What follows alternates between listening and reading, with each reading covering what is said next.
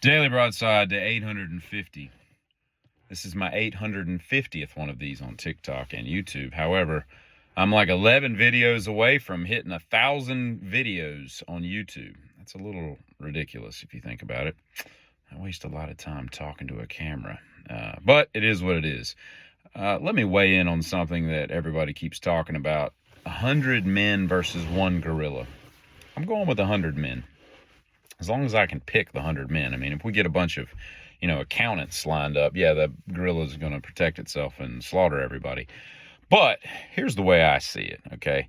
If you pick the right people, the MMA guys, the Brian Shaws, the strong men, the Thors, the the Marius Pujanowski, and, all those guys, if you throw like some really big dudes, I mean, Brian Shaw's 420 pounds. I know a gorilla is a little bigger than that, but you got enough of them things. Gorilla can't fight off 100 people.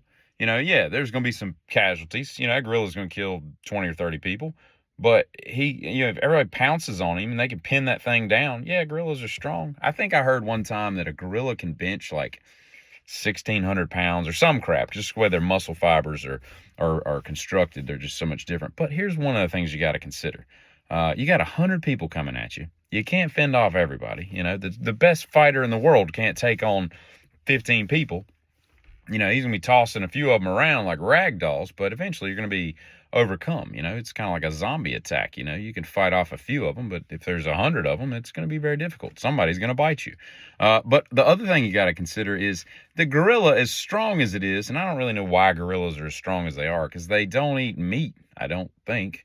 I know chimps do and other monkeys do, but I think they're just vegetarians. So they don't really have to hunt down food. They just eat plants that are right there for the taking.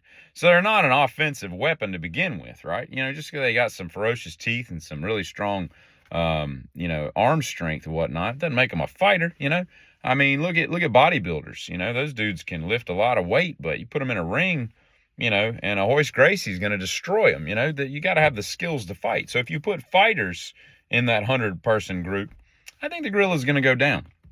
Like I said, there's going to be bloodshed. There's going to be some gnashing of teeth as they rip into human flesh. But for the most part, I think the humans are going to make it out. We're up to like 12 Mission Impossibles at this point. And I've seen the first two. It's been a while.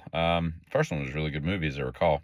But that just means if I watch it now, I'll hate it. But so I'll refrain. But I'm thinking that the mission's really not that impossible. That's what I'm thinking, because we've come this far, and it's not really a thing. I've decided that one of the things that I want to have done in death is to be reinterred. That's T-E-R-R-E-D, not T-U-R-D. I don't know what reinterred would be. That doesn't sound pleasant, even if you're dead. But I just want to be dug up and moved somewhere else, just at one point. Maybe I've been down there 12, 13 years, they bring me up, they fluff my pillow, they straighten my hair, whatever, just pretty me up a little bit. Drain the water out of the casket, that kind of stuff, get you a little Milwaukee bilge pump and just get all the water out. Just freshen the place up and then put me somewhere else. I just think that'd be a nice little ceremony, And when I was at a hotel last week in Richmond, they had a rain head shower.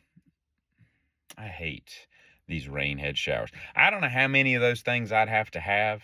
You probably only get like 4 before you wouldn't even be able to get all the water on you. But before, like, the shampoo would get out of your hair, because it was pathetic. I mean, there was no pressure. It's just gravity fed.